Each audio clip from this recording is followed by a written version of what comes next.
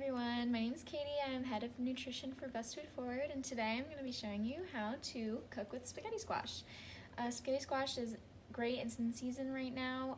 I got mine, it's pretty big, for I think $4 at Kroger. It can be used in lots of different ways, mainly as like a spaghetti substitute. You can put it with many sauces. My roommate and I made vegan Alfredo sauce one time and you put it on and it's delicious. You could use regular Alfredo sauce as well. I'll be making mine today with a ginger and scallion sauce to go on top, probably with some salmon as well. Spaghetti squash are low in calories, high in fiber, and as well as has a good amount of vitamin C and potassium. So I can't wait to get started. I hope you can get your hands on one of these and cook away. So as you can see, I've cut the spaghetti squash in half. It was very hard to cut, so be careful if you do end up doing something like this. So the next step is to take out all of the seeds and the pulp in the middle, kind of like how you would if you were cleaning and carving a pumpkin. Okay, as you can see, I have cleaned the inside of the squash. You might be wondering, this does not look like pasta at all. But once it gets cooked, then we will take a fork through and it'll look much more like pasta, so don't worry. Okay, so I also preheated my oven to 350 degrees and lined a baking sheet with aluminum foil. That just helps with cleanup.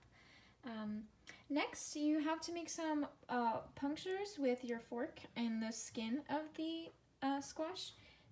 Again, it's really hard, like it's the same hardness of like a pumpkin, so be careful when you start to stab your squash.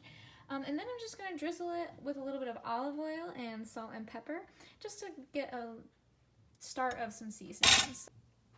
Alright, so now I'm just drizzling the squash with a little bit of olive oil and salt and pepper.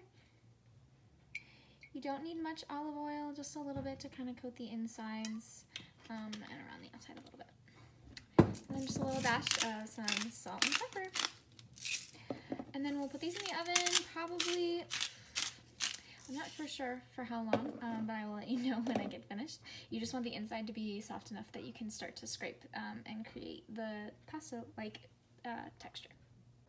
Alright, so we're getting ready to bake the spaghetti squash now. As you can see, it's going to be cooked upside down.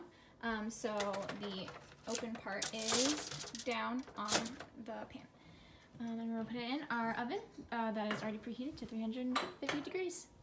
Okay, so these are all done. I let them cook for about 25 minutes. If you flip it over, you can see it's pretty hot.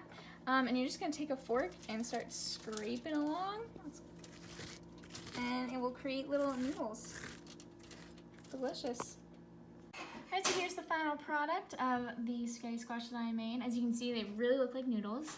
On top, I made a sauce with carrots, ginger, green onions, and a couple of different spices and sauces. I'll put that online as well. Hopefully you find this video helpful and will make your own spaghetti squash at home. Please share with us at Best Food Forward on Instagram.